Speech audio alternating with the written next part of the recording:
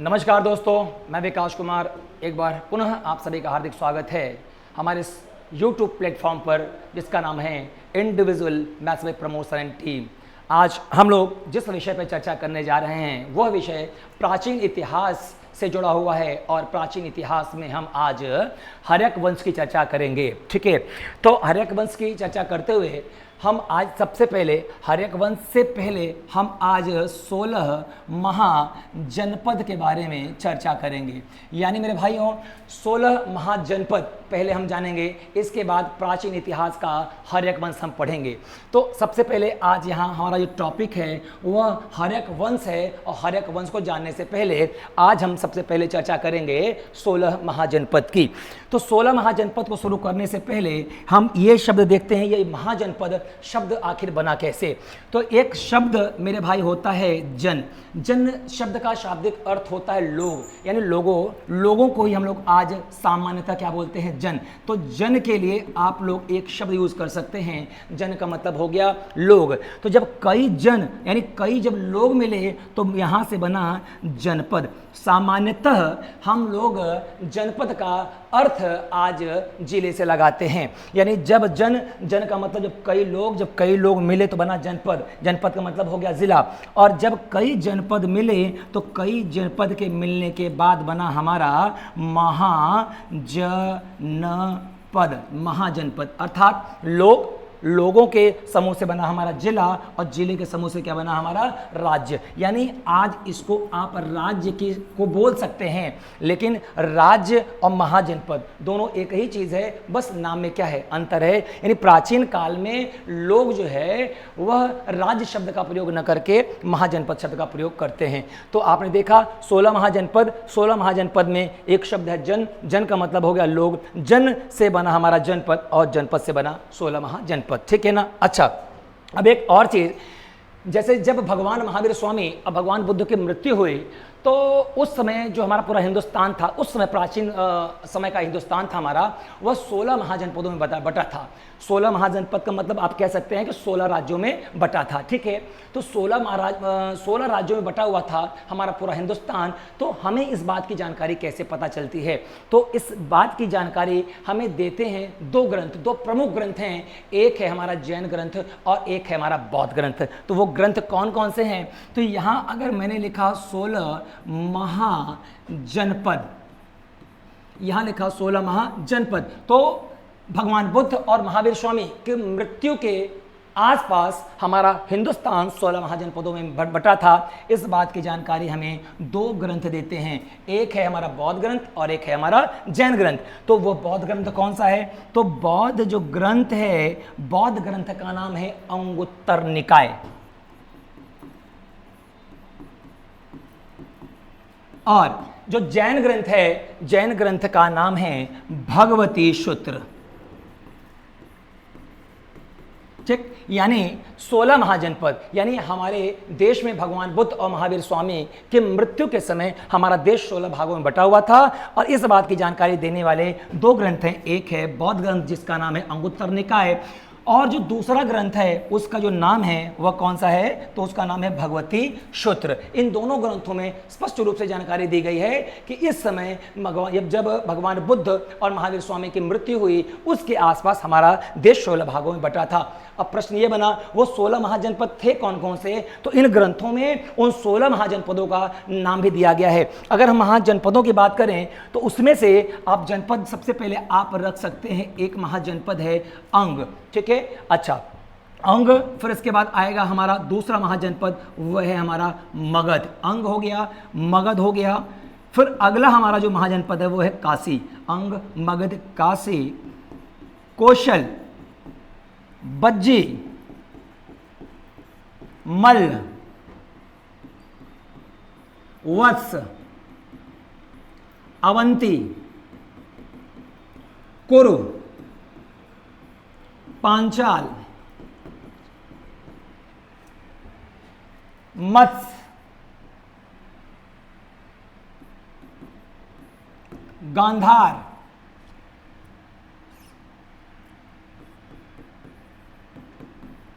कंबोज, अस्मक, सूरसेन चेदी। एक बार चेक कर लेते हैं कितने हुए।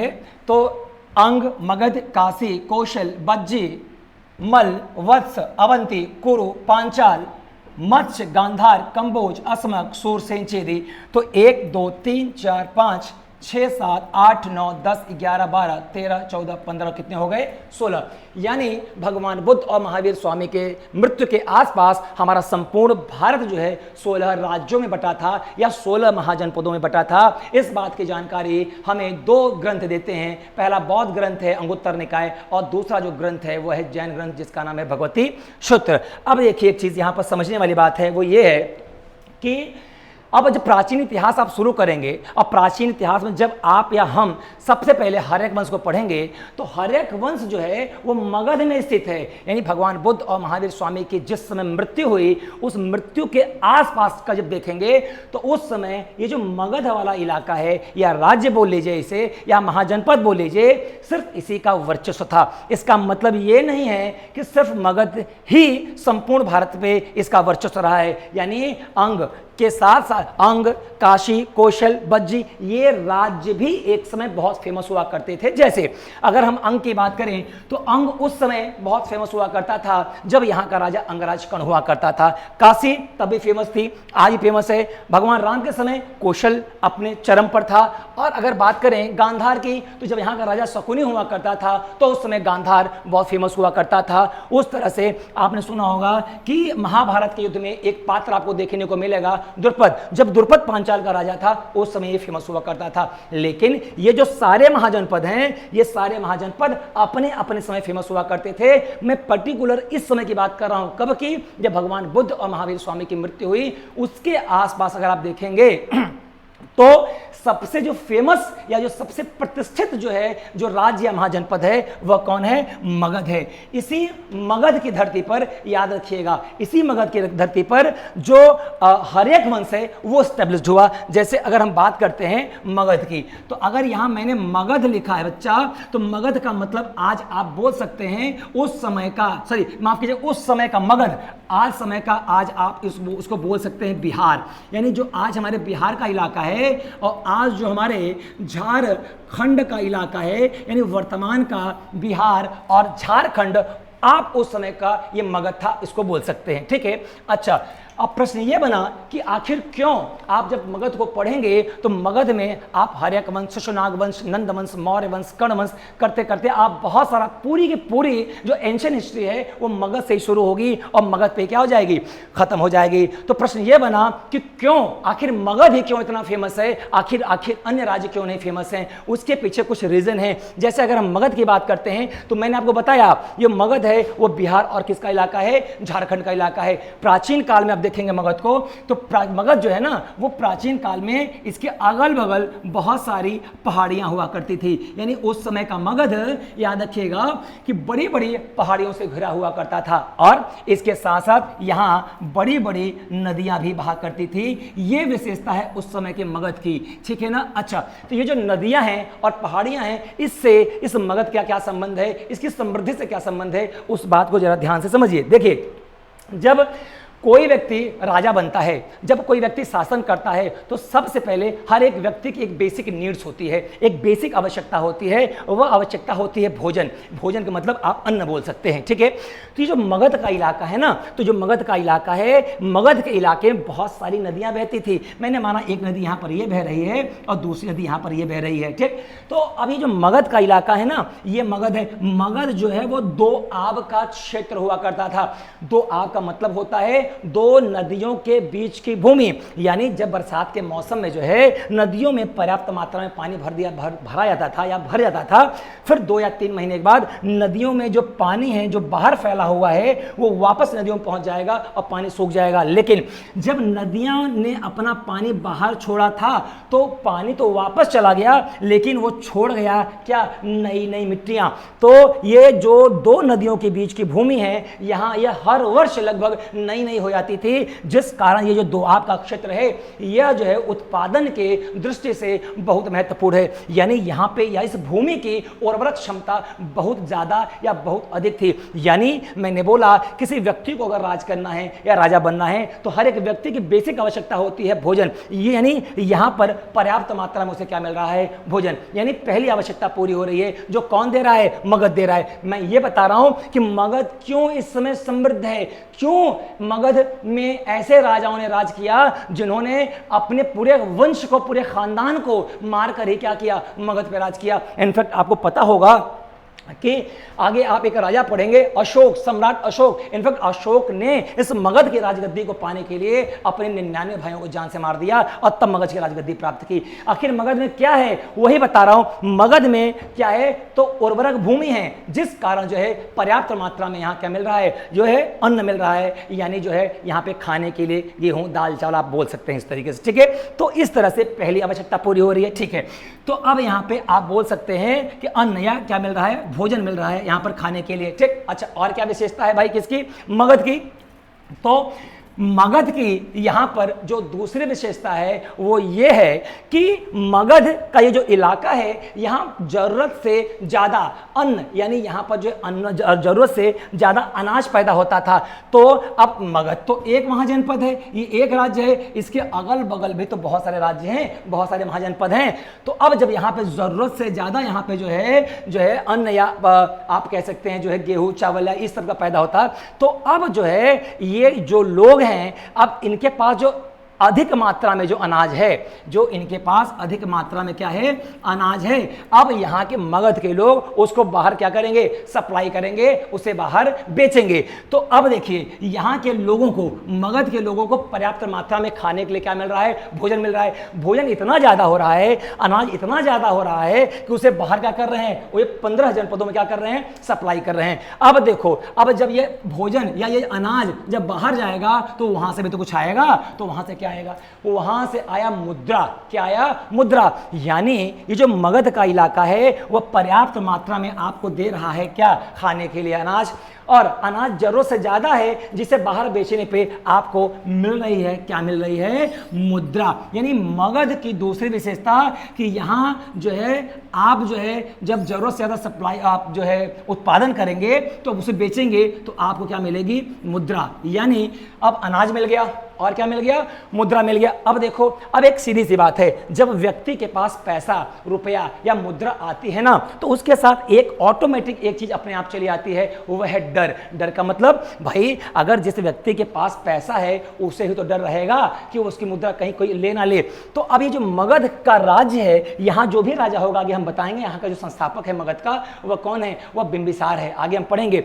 तो यहां जो राजा बिंबिसार है तो उसे खाने के लिए क्या मिल रहा है? आपको अनाज मिल रहा है, उसे क्या मिल रही है? मुद्रा मिल रही है, ठीक। अब उसके अंदर डर आया। अब उस डर को कैसे दूर किया जाए? तो याद रखिए जो भी यहां वन शासन करेगा, अब ये नाम डिटेल में बताएंगे, तो उसे जो है ये जो मगध का इलाका है वो सिक्योरिटी दे रहा है। वो क्या दे रहा है? सुरक्षा दे रहा है। सुरक्षा का मतलब भाई अगर अगल बगल का कोई पड़ोसी मुल्क जो है मगध पे आक्रमण करेगा तो मगध का जो इलाका है वो पहाड़ियों से घिरा हुआ है, तो यानी उतना ऊपर पहले पहाड़ी को क्रॉस करो, फिर उसके बाद नदी को क्रॉस करो। यानी आप जो है मगध तक पहुंचते पहुंचते आपकी शक्ति आधी से भी क्या हो जाएगी? कम हो जाएगी। यानी आप जो है कमजोर पड़ जाएंगे। इसलिए जो है ये जो मगध है वो आपको क्या दे रहा है? वह आपको सुरक्षा भी दे रहा है। तो मैंने इतना बताया मगध के बारे में कि जो भी वंश जो भी यहां पे शासन करेगा उसे पर्याप्त मात्रा में क्या मिलेगा? अनाज मिलेगा और उसे क्या मिलेगी? मुद्रा मिलेगी और क्या मिलेगी? सुरक्षा मिलेगी। वर्तमान समय में ये चीजें कहीं नहीं मिल रही हैं, जो सिर्फ कहां मिल रहा है? मगध मिल रहा है। यह कारण है मगध की समृद्धि का। इसलिए जो है याद रखिएगा मगध एक विशाल साम्राज्य बन के तैयार होगा इतिहास में, और मगध की राजगद्दी पाने के लिए सारे राजा लगभग काफी राजा अपने बाप को ही मारे क्या बने हैं? और अपने बाप को मार के राजा बने हैं, ठीक है। अच्छा, तो अब मैं बात कर रहा हूं मगध पे। तो हमें तो या इतिहासकारों को मगध पे सबसे पहले कौन राजा बना इस बारे में हमें डिटेल में जानकारी नहीं है, लेकिन हमारे पास जो भी साहित्यिक ग्रंथ हैं उन ग्रंथों को अगर आधार बनाया जाए तो हमें यह पता चलता है कि लगभग 544 कहीं कहीं पुस्तकों में या नेट वगैरह 545 मिलेगा। परेशान मत होइएगा क्योंकि साल 2 साल को लेके अपवाद है पुस्तकों में, ठीक है। तो लगभग 544 544 बीसी, यानी ईसा मसीह के जन्म के लगभग 544 बीसी के आसपास ये जो मगध है, ये जो राज्य है, यहाँ जो व्यक्ति राजा बनेगा उसका नाम है बिंबिसार, उसका नाम है बिंबिसार। ठीक है, तो अब ये देखा आपने मगध के राजा गद्दी पे कौन बैठा? बिंबिसार का बैठा। कब बैठा? तो कहीं कहीं लिखा है 544 बीसी और कहीं कहीं लिखा है 545 बीसी। ठीक है, एक चीज है। अच्छा, अब जब बिंबिसार यहाँ का शासक बना तो अब उसने क्या किया कि भाई उसे पर्याप्त मात्रा में अनाज मिल रहा है। ठीक है, क्यों मिल रहा है आपको पता है। ठीक है, अब उसके साथ साथ उसे क्या मिल रही है? मुद्रा मिल रही है। अच्छा ठीक है, अब मुद्रा के साथ साथ क्या मिल रही है? सुरक्षा मिल रही है। तो इसलिए बिंबिसार ने इस मगध में जिस वंश की स्थापना की उस वंश का नाम रखा गया हर्यक वंश। उसको हम लोग इतिहास में हर्यक वंश के नाम से जानते हैं। तो अब प्रश्न बना, हर्यक वंश का संस्थापक कौन है? तो हर्यक वंश का संस्थापक कौन है? बिंबिसार है। ठीक है, तो बिंबिसार जो हर्यक वंश का संस्थापक है, इसने हर्यक वंश की स्थापना कहां की थी? तो मगध के इलाके में की थी। मगध का जो इलाका है वो कहां है? तो वर्तमान में आप बिहार और झारखंड ले लीजिए, ये मगध का इलाका है। तो कब की थी? लगभग 544 बीसी बोलिए या 545 बीसी बोलिए, इस समय मगध क्या हुई? मगध में हर्यक वंश की स्थापना हुई। ठीक है, अब आगे देखिए। अच्छा, अब बिंबिसार जो है अपने साम्राज्य का करेगा विस्तार। किसी व्यक्ति को अगर अपने साम्राज्य का विस्तार करना है तो या तो उसके भुजाओं में दम होना चाहिए या तो वो बुद्धि से तीव्र होना चाहिए। लेकिन अगर बिंबिसार को देखा जाए तो इतिहास को पढ़ा जाए तो बिंबिसार ने बहुत सारे युद्ध नहीं लड़े, बहुत किसी राजा को पराजित नहीं किया। हाँ, उसके पास बुद्धि थी, उसने अपनी बुद्धि और विवेक के दम पर जो है मगध को विशाल साम्राज्य बनाया। कैसे बनाया? अब उसको ध्यान समझिए। अब जो है ये जो मगध का इलाका है, मैंने माना अगल बगल क्या है? लगभग 15 और महाजनपद हैं। ठीक है, तो 15 ये और ये कितने हो गए? 16। तो अब जो है बिंबिसार क्या है कि अपने साम्राज्य के विस्तार के लिए क्या करेगा? इन बगल बगल राजाओं में क्या करेगा? इनके पास जाएगा और लगभग यह घूम घूम कर कई राज्यों में इसने विवाह का प्रस्ताव रखा। एक बौद्ध ग्रंथ है महावंश, उस बौद्ध ग्रंथों के अनुसार आप पढ़ेंगे तो उसमें बताया गया है कि हर्यक वंश का संस्थापक जो बिंबिसार है, अपने साम्राज्य के विस्तार के लिए इसने पूरे महाजनपद में घूम घूम करके लगभग 500 विवाह किए, यानी 500 विवाह किए। अब लगभग 500 विवाह का मतलब हो गया कि 500 लगभग इसके क्या हो गए? रिश्तेदार हो गए। तो इससे उसको क्या मिल गई? सुरक्षा। अब देखिए ध्यान से, भाई व्यक्ति के पास जब धन होता है तो उसे डर बहुत ज्यादा उसके पास होता है। ठीक है, तो अब फिलहाल सुरक्षा तो मगध कर ही रहा है, वहां की नदियां, वहां के पहाड़े उसकी मदद तो कर ही रही हैं, लेकिन अब रिश्तेदार पैदा हो गए, अब ये भी क्या करेंगे? इनकी सुरक्षा करेंगे। इस तरह से अब कुछ प्रमुख अगर पत्नियों की बात करें तो ये जो बिंबिसार है मेरे भाई ना, तो बिंबिसार गया मध्य, जिसे आप पढ़ेंगे 16 महाजनपद, तो अंग, मगध, काशी, कौशल, बज्जीमल, वत्सबंदी, कुरुपांचाल, मत्स्य, गांधार, कंबोज, अखमक, सूरसेन, कितने हो गए? 14। तो इस तरह से बच्चा यहां जो ये मध्य राज्य है ना, मध्य राज्य की एक कन्या थी, उस कन्या का नाम था क्षेमा। तो क्या किया कि बिंबिसार ने मध्य कन्या क्षेमा से विवाह किया। इसके बाद आप जाएंगे बगल में तो एक राज्य और मिलेगा, एक महाजनपद और मिलेगा आपको। वो राज्य या महाजनपद कौन सा है? वो है लिच्छवी। लिच्छवी के एक राजा हुआ करते थे चेटक। चेटक के यहाँ जो उनकी पुत्री थी उनका नाम था चेलन्ना। तो लिच्छवी राजा चेटक की पुत्री चेलन्ना से इन्होंने विवाह किया। और किससे किया? तो बगल में एक राज्य और है बच्चा, उसका नाम है कौशल। तो कौशल के एक राजा हुआ करते थे, उनका नाम था प्रसेनजीत। उनका नाम था प्रसेनजीत। तो यानी जो है बिंबिसार ने कौशल के नरेश प्रसेनजीत की एक बहन है जिसका नाम है महाकौशला। तो बिंबिसार ने क्या किया? कौशल नरेश प्रसेनजीत की बहन महाकौशला से क्या किया? विवाह किया। इनफैक्ट आप जब किताबों को पढ़ेंगे तो आपको पता लगेगा ये गांधार भी गए थे और इन्होंने गांधार में भी वैवाहिक संबंध स्थापित किए थे। इस तरह से अपनी सुरक्षा के लिए यह बिंबिसार नामक व्यक्ति जो है लगभग सारे महाजनपदों में घूमा और घूम घूम के इसने जो है लगभग 500 विवाह किए। इस तरह से इसने अपने साम्राज्य को क्या किया? बड़ा बनाया और सुरक्षित रखा। ठीक है, अच्छा एक चीज और, जब भाई इतने विवाह किए हैं तो जाहिर सी बात है कुछ दहेज वगैरह भी मिला होगा। तो उसमें कुछ प्रमुख दहेजों की हम बात करते हैं। ये जो कौशल नरेश प्रसेनजीत की बहन कौन है? महाकौशला है। जब इनसे उन्होंने विवाह किया था तो उपहार के स्वरूप, आप बोल दीजिए दहेज के स्वरूप, तो दहेज के स्वरूप यह है कौशल नरेश प्रसेनजीत ने क्या किया था कि किसको? बिंबिसार को दहेज के रूप में ये काशी का मतलब बनारस बोल सकते हैं, काशी क्या की थी? उपहार में दी थी। ठीक है, इस तरह से क्या किया कि बिंबिसार ने एक विशाल साम्राज्य की क्या कर दी? स्थापना कर दी। ठीक है, अच्छा अब स्थापना तो इसकी हो गई, किसकी? मगध में हर्यक वंश की। ठीक है, अच्छा अगर प्रश्न ये पूछा जाए कि जो मगध हमारा है, तो मगध में अगर देखा सबसे ताकतवर शासक कौन है, तो भाई जहां तक हमारे पास साक्ष्य उपलब्ध हैं, जो भी कुछ हमें जानकारी है, उस जानकारी के हिसाब से मगध में एक राजा हुआ करता था, उस राजा का नाम था जरासंध। तो मगध में सबसे प्रतापी जो राजा है उसका नाम जरासंध है। ठीक है, संभवतः किसी कहीं कहीं इसके पुस्तकों में इसके पिता का नाम बृहदत्त दिखाया गया है।